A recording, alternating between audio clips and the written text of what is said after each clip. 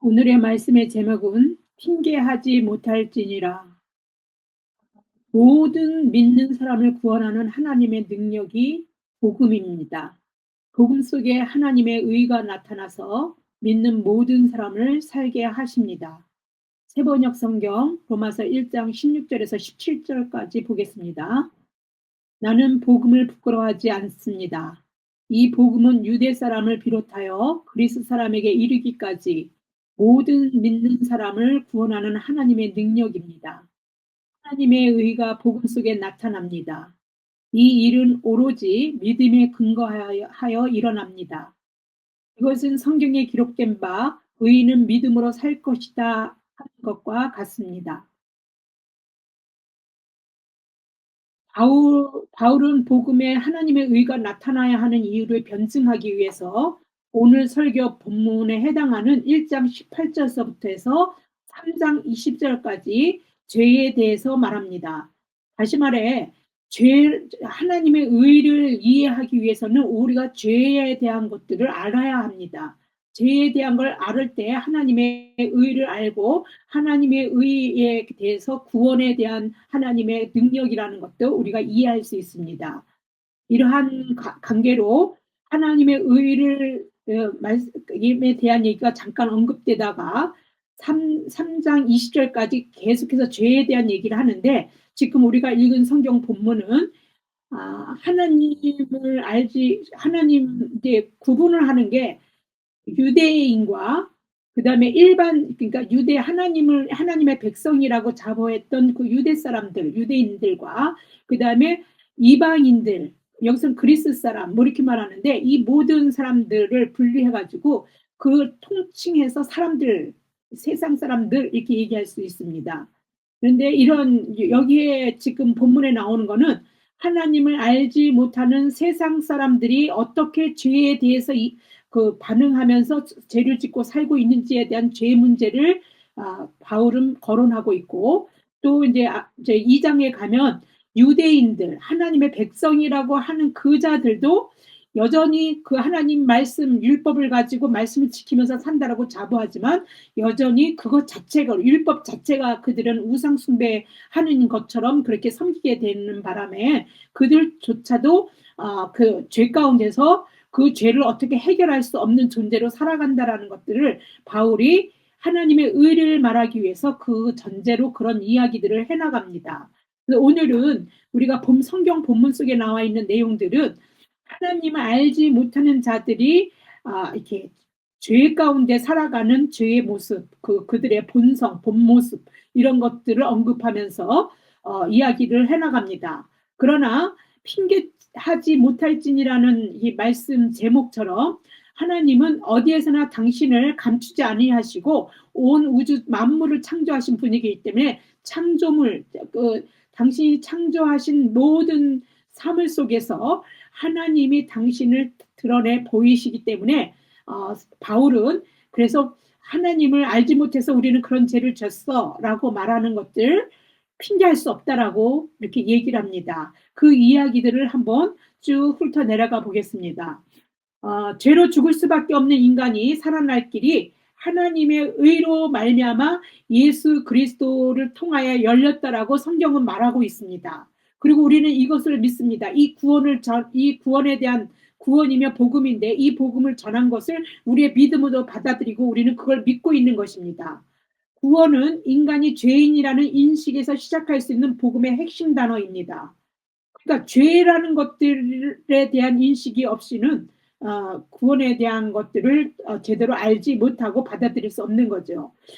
죄인이라는 인식이 없이 구원에 대한 이해나 자신의 삶으로 받아들이는 것은 그래서 불가능합니다. 아니 정확히 표현하자면 구원의 필요성을 느끼지 못한다는 말이 더 맞을 수도 있습니다. 인간이 스스로 도덕적인 잣대로 규범을 만들고 학습화된 상태로 그 틀에서 벗어나지 않고 세상을 산다면 자신이 죄인이라고 간주하기는 어렵습니다. 도둑질하거나 누군가를 의도적으로 다치게 하거나 누군가를 손해보게 하거나 아니면 살인하거나 간음을 저질렀다든지 기타 등등 어떤 사회적 범죄, 사회적으로 그런 거는 안 돼라고 금기시하는 그런 것들을 저질렀을 때 우리는 그런 것들을 저지르면 '아 저 사람이 죄를 졌구나.' 우리가 그렇게 생각하기 쉽지만 그런 것들이 아니고 그냥 사소한 거짓말 정도 가지고 자신이 죄인이라고 여기는 사람들은 아마 없을 것입니다. 사람들은 거짓말을 미화시켜서 하얀 거짓말이라고까지 말합니다. 예를 들어 보면 멀리 갈 것도 없이 저는 제 자신에게서 죄 인식에 대한 그 과정을 여러분들에게 이야기하고 싶습니다. 제가 교회 다니고 하나님 믿음 그래도 믿음 생활하면서 주일 성수도 하고 열심히 11주도 하고 열심히 다닐 때가 있습니다. 하나님을 믿는다고. 그래서 집사가 됐던 시절까지 저는 제가 죄인이라는 것에 대해서 그렇게 심각하게 어떤 받아들이거나 인식하지 못했습니다. 그래서 그 예배 시간에 우리가 참회 시간 갖는 그것들을 그 시간이 공허했습니다. 왜냐하면 나는 죄진 게 나쁜 짓을 한 게 없기 때문에 그렇게 하는 시간들이 내게는 그렇게 저기 뭐야 '그 시간은 무슨 뭘 회개해야 하는 거지?' 하고 그 이해하지 못하고 그 시간을 그냥 공허하게 그냥 순서 절차상의 순서로만 생각하고 넘겼습니다. 왜냐하면 저는 스스로 죄 짓고 살았다고 생각하지 않았기 때문에 그랬습니다. 누군가를 뭐 크게 이익되게 하지는 못했어도 어떻든 쪼끔이라도 도우려고 하면서 사회적 무리를 일으킬 정도의 뭐 죄가 될 만한 그런 행동들을 하지 않고 살아왔기 때문에 이렇게 생각하는 것이 저한테는 어쩌면 아주 당연한 일일 수도 있고 여러분도 말씀을 들으면서 '나도 그런데.'라고 느껴지는 사람도 있을 것입니다. 그런데 죄를 깨닫고 나니까 내가 죄인이라는 걸 깨닫고 나니깐요. 그렇게 죄 가운데 죄를 범하지 않고 범할 수 있는 가능성을 충분히 그 인자를 내가 가지고 있는데도 불구하고 죄를 안 짓고 살았다는 그 자체가 정말 하나님의 은혜였다라는 것을 깨닫게 됩니다. 우리가 죄를 인식해야 하나님의 은혜를 깨닫게 된다는 말입니다. 우리는 입으로는 차마 담아낼 수 없는 죄의 군상들을 날마다 매스컴을 통해 싫든 좋든 접하게 됩니다. 일례를 한번 들어보겠습니다. 자기 자식을 때리고 방치해서 죽게 한 그 사람 부모에게 대해서 저는 매스컴에서 듣게 되었는데 '어떻게 저럴 수가 있는가. 부모가 돼 갖고 어떻게 자식을 저렇게 할 수가 있지? 저런 건 사람도 아니야. 저 사람도 죽어야 돼.' 막 이렇게 저는 제가 심판관이 돼 버립니다. 여러분도 그렇지 않겠습니까? 어 그런 저럴 어떻게 사람이면 어떻게 저럴 수가 있어. 저런 사람은 사형에 처하는 것이 마땅하지. 아마 그랬을 것입니다. 그랬는데 그게 그 사람이 사람이라서 그런 죄를 범한 것입니다. 사람은 왜냐하면 다 죄 가운데서 태어나기 때문입니다. 아 그리고 그 죄를 사람이 자신의 능력이나 힘으로 해결할 수 없습니다. 만약에 우리가 극악무도한 죄를 범한 자를 매스컴을 통해서 접하게 됐고 그 사람을 통해 접하게 됐다면 그 사람을 통해 우리는 우리의 죄를 볼 수 있어야 합니다. 나도 저 사람의 입장에 있다면 나도 그 죄를 범할 가능성이 나도 바로 저 사람이 되는 것이라는 거죠. 죄를 범한 그 사람의 상황에서 우리가 나고 자라서 그 범죄를 저지르는 그 지경에 그 시간에 이르렀다면 우리도 너나 없이 그 범죄를 저지르는 극악무도한 그 사람이 될 수밖에 없는 존재들이라는 말입니다. 죄를 저지를 수 있는 가능성에서 비켜 살게 하신 하나님께 감사하지 않을 수 없습니다. 그래서 이 사실을 깨닫게 되면 아 지금까지 내가 산 것이 내가 산 게 아니라 다 하나님의 은혜라는 걸 깨닫게 됩니다. 그 사실 하나만 가지고도 성경은 누구나 죄인이라고 말합니다. 로마서 3장 10 절에 이렇게 기록되어 있습니다. 기록된 바 의인은 없나니 하나도 없으며 시편에 나오는 걸 바울이 인용한 것입니다.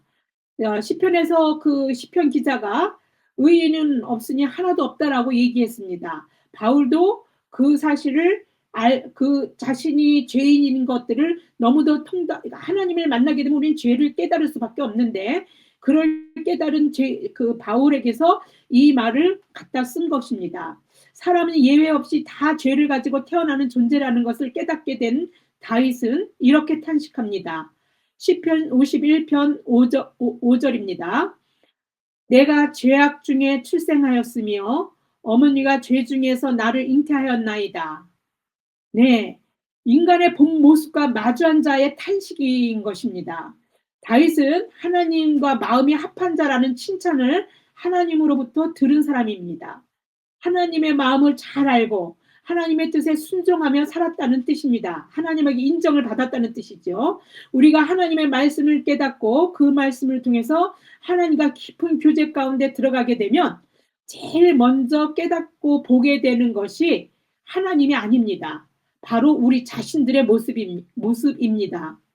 다윗은 하나님의 은혜 안에 살면서 늘 하나님이 먼저 보이는 게 아니라 자기 자신의 죄인인 자기 자신의 모습과 마주하게 된다는 것입니다.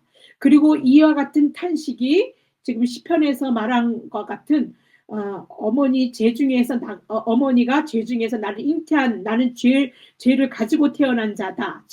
죄의 인자가 내 속에 있는 자다라는 것들을 고백하게 됩니다. 그래서 하나님의 은혜가 너무도 그에게는 너무도 큰 것입니다. 죄인식은 하나님을 알고 인간을 아는데 아주 중요합니다. 자신이 죄인이라는 것을 깨닫지 못한다면 하나님을 믿는다는 것이나 자신이 구원을 받았다는 말은 모두 거짓이거나 착각으로 생긴 믿음이라고 할 수 있습니다.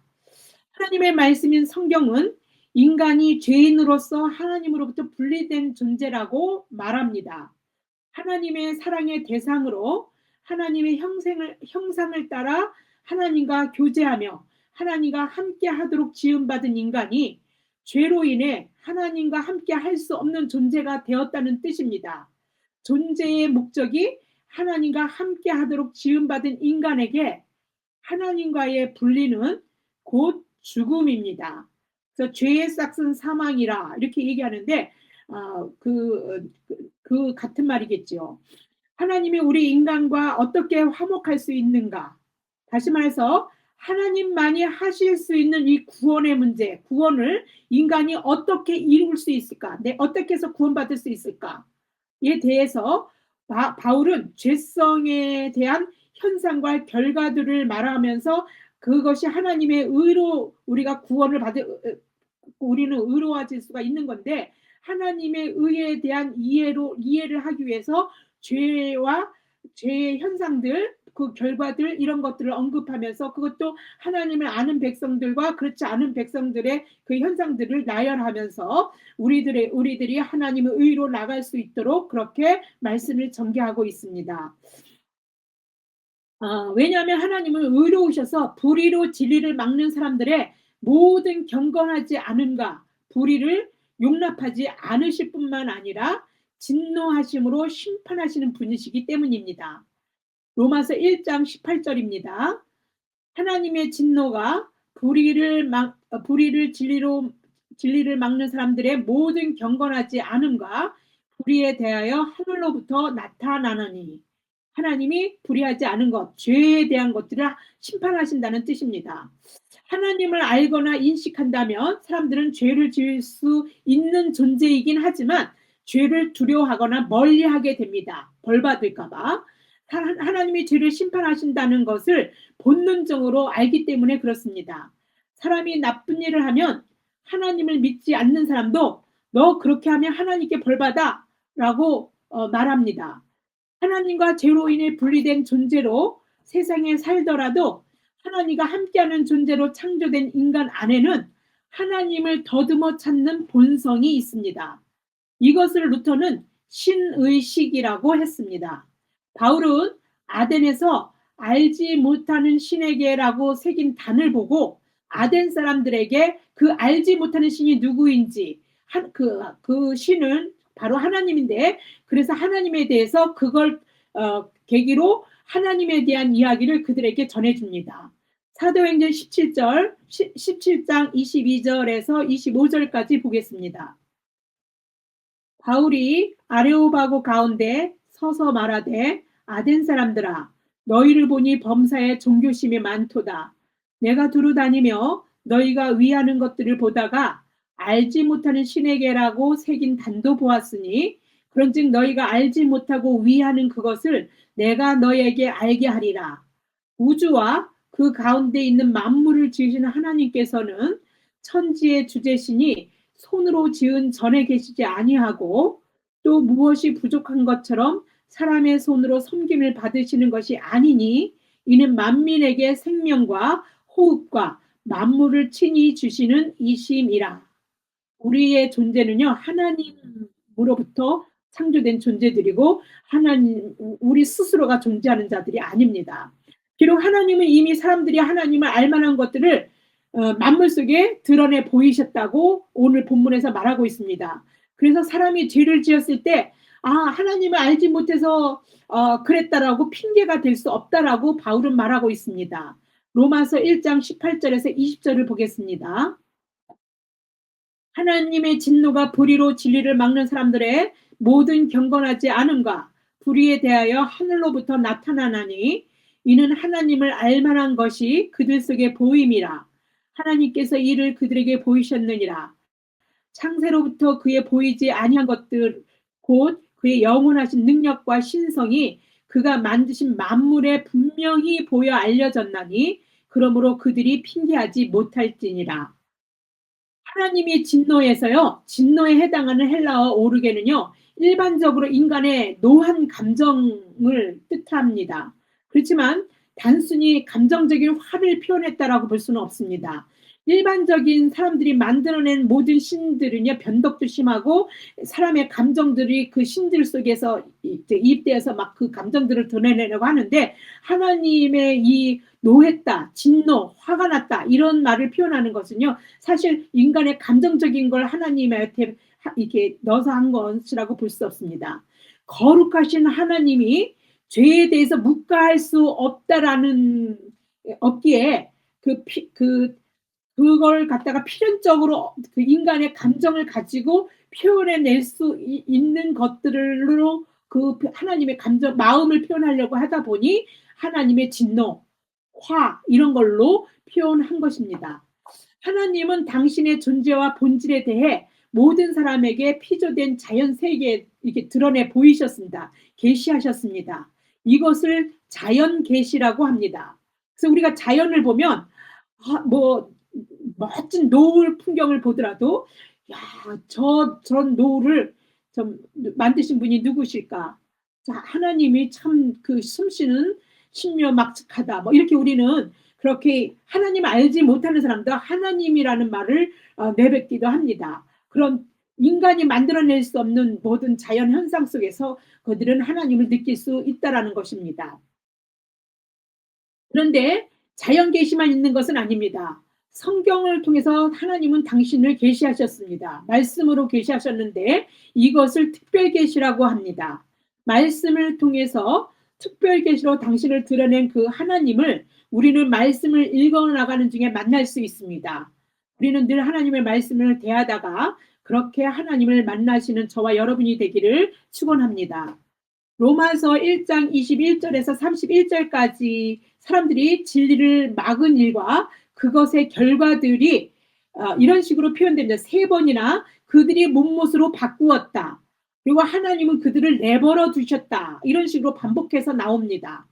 우리는 사람들이 말로 형용할 수 없는 죄를 지었을 때 하나님이 계시다면 당장이라도 벌을 내려서 저들을 벌해야 되는데 저들이 그냥 멀쩡하게 잘 살고 있는 걸로 봐서 하나님이 계시기나 한 거야? 이렇게 또 하나님이 정말 계시는가 자신의 믿음조차도 좀 이렇게 흔들거릴 때가 많이 있습니다.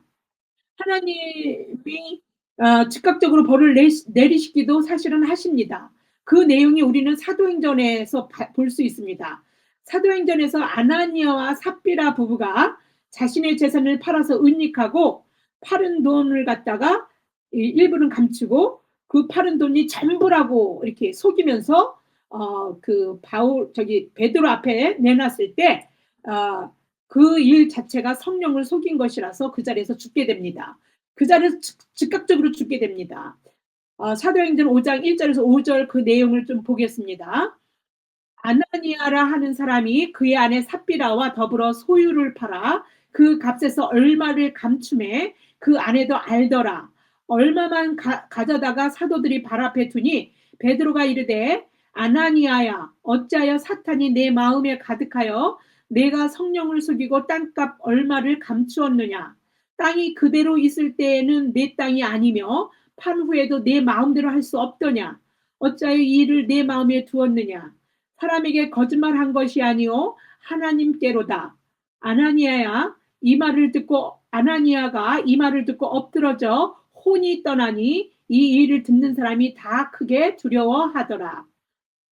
저는 그 내용에 대해서 잘 이렇게 그 말씀을 깨닫기가 어려웠을 때는요, 이 말씀을 듣고 굉장히 무서웠습니다. 두려웠습니다. 왜냐면 하나님께 자기 재산 팔아서 뭐 일부는 감췄어도 그 재산 다 팔은 것이기 때문에 상당할 텐데 그것을 하나님에 바쳤는데 하나님 앞에 재산 바쳤는데 죽었거든요. 그런데 문제는요, 재산을 하나님께 드리는 것이 문제가 아닙니다. 재산을 팔아서 그 중에 일부를 하나님께 드리면서 다 자기 재산 전부를 드린 것처럼 성령을 속였다는 데 있습니다. 뭐 일부 재산을 다 팔았는데요, 일부 가져왔습니다 이랬으면 문제가 없었을 것입니다. 아유 잘했다 이렇게 칭찬받았을 것입니다. 사실 그대로를 얘기하고 자기 재산이니까 자기 맘대로 할 수 있는 거 아니냐고 지금 베드로가 그렇게 하지 않습니까? 근데 그런 내용 모르고 바쳤는데 죽었다 막 그 내용만 보고 막 두려웠던 때가 생각이 납니다. 이렇게 성령을 속이는 문제로 바로 이렇게 그 재산을 팔아서 하나님 앞에 바쳤는데도 죽은 그런 이야기입니다. 그러니까 즉각적인 어떤 벌을 하나님이 내리셔서 죽게도 하십니다. 사람이 죄를 지었을 때 즉각적인 심판도 있지만 하나님의 최고의 심판은 무엇인지 아십니까? 내버려 두시는 유괴입니다. 그냥 놔둬도 그냥 저들은 그냥 저러다가 그냥 구원의 길은 영영 구원의 길에서 멀고 그냥 죽는 거예요. 그냥 죽도록 내버려 두는 겁니다. 구원하고는 멀게 내버려 두는 겁니다. 그것처럼 두려운 게 없습니다. 하나님을 알지 못하는 사람들이 하나님을 알지도 못하고 자기 욕심의 만족을 추구하며 잘 먹고 잘 사는 것들을 보면요, 하나님의 또 그 반대로 하나님의 자녀들이 믿음대로 살면서 조금 십시일반으로라도 도움이 되라고 아껴서 뭐 이렇게 헌금도 하고 이래가면서 살다가 감당하지 못할 힘든 어려움을 만나서 시련과 고통 속에서 사는 어떤 이런 것들을 만나게 되면요, 우리 하나님의 자녀들은 그 믿음이 막 시험에 들게 됩니다. 그런데요, 제가 시편을 읽다 보니까 그런 마음을 똑같은 우리들 마음과 똑같은 그 마음을 시인이 노래했더라고요. 시편 73편에서 시인의 마음은 꼭 하나님의 자녀인 우리들의 마음을 대신 표현한 것 같았습니다. 시편을 보겠습니다. 시편 73편 1절에서 12절까지입니다. 내용의 속뜻들이 하나하나의 내용이 너무도 이렇게 막 자세히 나와 있어서 제가 생략을 하지 않고 다 읽게 되겠습니다. 하나님이 참으로 이스라엘 중 마음이 정결한 자에게 선을 행하시나 나는 거의 넘어질 뻔하였고 나의 걸음이 미끄러질 뻔하였으니 이는 내가 악인의 현통함을 보고 오만한 자를 질투하였음이로다. 그들은 죽을 때에도 고통이 없고 그 힘이 강건하며 사람들이 당하는 고난이 그들에게는 없고 사람들이 당하는 재앙도 그들에게는 없나니 그러므로 교만이 그들의 목걸이요 강포가 그들의 옷이며 살찜으로 그들의 눈이 솟아나며 그들의 소득은 마음의 소원보다 많으며 그들은 능욕하며 악하게 말하며 높은 데서 거만하게 말하며 그들의 입은 하늘에 두고 그들의 혀는 땅에 두루 다니도다. 그러므로 그의 백성이 이리로 돌아와서 잔에 가득한 물을 다 마시며 말하기를 하나님이 어찌하랴 지존자에게 지식이라도 있으랴 하는도다. 볼지어다 이들은 악인들이라도 항상 편안하고 재물은 더욱 불어나도다. 이게 참 그래요. 하나님을 이제 맨 절 보면은 마음에 정결한 자에게 선을 행할, 우리도 하나님의 은혜를 베푸셔서 이렇게 살고는 있지만 악인들이 잘 되는 걸 봤을 때 거의 시인은 넘어질 뻔했다라고 얘기를 합니다. 우리가 보기에 아나무인으로 심지어 하나님을 경멸할 듯한 태도로 승승장구하며 세상의 사람들로 시인이 미끄러질 뻔할 했던 것처럼 우리도 그렇게 그런 실험 미끄러질 뻔하는 일들이 많이 있습니다. 그런 것들을 목도하게 되면, 알게 되면, 심지어 시인이 이러한 것들이 자신에게 고통이 되었다라고 뒤에 보면 나옵니다. 그런데 시인은 그들의 결국이 하나님께서 그들을 미끄러운 곳에 두시고 파멸에 던지신다는 걸 알고서 위로를 받게 됩니다. 그들에게 구원이 없다는 것입니다. 그들의 기회가 없는 것입니다. 그냥 죽도록 사망으로 그냥 죽도록 내버려 두신다라는 겁니다. 영원한 죽음인 파멸에 던지시려고 제 가운데 그냥 내버려 두시기로 하신 것입니다. 이게 유기입니다. 그냥 죄를 지었는데도 하나님이 내버려 두시기로 하셨다면 이보다 더 무서운 형벌은 없는 것입니다. 하나님이 내버려 두시기로 한 자들이 누구입니까? 성경에 오늘 우리 읽었던 그 본문에 나와 있습니다. 성경은 그 첫 번째 로마서 1장 21절에서 24절까지 첫 번째 하나님이 내버려 두시기로 한 자들에 대한 목록이 나옵니다. 하나님을 알되 하나님을 영화롭게도 아니하며 감사하지도 아니하고 오히려 그 생각이 허망하여지며 미련한 마음이 어두워졌나니 스스로 지혜 있다 하나 어리석게 되어 썩어지지 아니하는 하나님의 영광을 썩어질 사람과 새와 짐승과 기어다니는 동물 모양의 우상으로 바꾸었느니라. 그러므로 하나님께서 그들을 마음의 정욕대로 더러움에 내버려 두사 그들의 몸을 서로 욕되게 하게 하셨으니 하나님을 거기까지가 이제 24절인데 이거 우리가 아까 읽었던 시편의 내용들을 다시 읽는 것 같지 않습니까? 하나님을 알았으나 하나님을 인정하기를 거부하고 스스로 지혜 있다고 우상을 숭배하는 그런 자들을 하나님이 내버려 두시기로 하신 것입니다. 위에서도 그 하나님이 있기나 해, 그 하나님을 그 악인들은 그 막 시편에서도 막 입으로 하나님이라는 말을 합니다. 하나님이 어찌 알겠어? 지존자가 지식이 뭐 이런 것까지 알겠어? 뭐 이런 식으로 이야기한다는 것입니다. 이렇게 하는 자들은요, 자기가 신이 되는 거야. 자기가 신이 되거나 돈이 신이 되고 이렇게 우상 숭배, 스스로 자기가 다 할 수 있다라고 하고 자기가 신이 돼서 우상 숭배하는 어떤 그런 식으로 하는 자들입니다. 그래서 이런 자들을 하나님은 그냥 내버려 두신다는 것입니다. 두 번째 하나님이 내버려 두시는 자가 있습니다. 순리를 영리로 바꾸어 쓰는 자들을 하나님은 내버려 두십니다. 성적으로 남자와 여자가 만나 한 몸을 이루는 것을 하나님의 창조 세계의 질서입니다. 하나님이 만드신 질서입니다. 하나님의 창조의 질서, 곧 순리를 거슬러서 남자가 남자와 여자가 여자가 서로 향하여 음욕을 품는 동성연애자들은 하나님이 내버려 두십니다. 동성연애적인 성향을 가진 사람들이 있습니다. 그러나 그것을 병이나 하나님의 순리에 거스른다는 걸 알고 이것을 병으로 알아서 자신이 그 문제를 가지고 탄식하며 해결하려고 애쓰고 이렇게 하는 것이 아니라 아예 행동으로 그렇게 그런 성향을 가졌다고 맘대로 그렇게 사는 겁니다. 동성 연애를 하면서 사는 거, 이거는 정말로 하나님이 죄로 여기십니다. 내버려 두시는 것이죠. 창조 질서를 무너뜨리는 겁니다. 에이즈가 동성 연애자들에 대한 하나님의 진노의 어떤 표징이라고 그렇게 말하는 사람들도 있습니다. 에이즈는 하나님으로부터 돌아서서 모든 종류의 비극을 가져온 세상의 치명적이고 눈에 보이는 증거의 하나일 뿐이라고 NIV 적용주석의 그 저자인 더글라스 문은 그렇게 말합니다.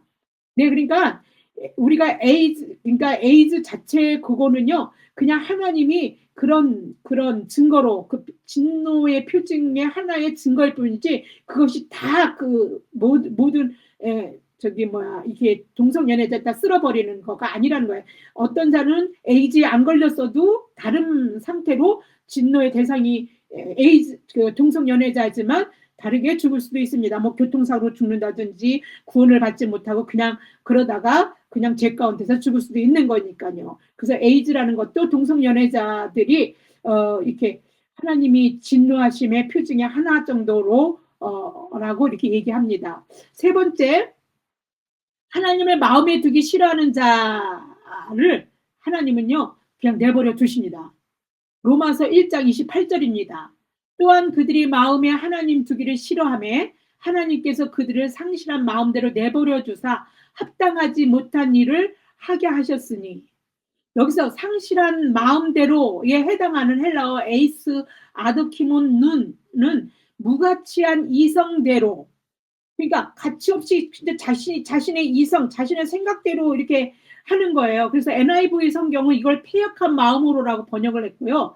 사도 바울이 하나님을 반역한 인간의 이성이 의를 행하거나 하나님을 아는 지식을 소유하기에 그 판단력을 상실했다라고 여겼어요. 그래서 그렇게 여겼던 사도 바울의 생각을 잘 반영해서 공동 번역은 올바른 판단력을 잃고라고 의역을 했습니다. 그래서 우리가 로마서 1장 28절에 그 서를 다시 한번 새 번역으로 다시 한번 이해해 보겠습니다. 새 번역 1장 28절을 이거는 다시 보는데, 사람들이 하나님을 인정하기를 싫어하므로 하나님께서는 타락한 마음자리에 내버려 두셔서 해서는 안 될 일을 하도록 놓아두셨습니다.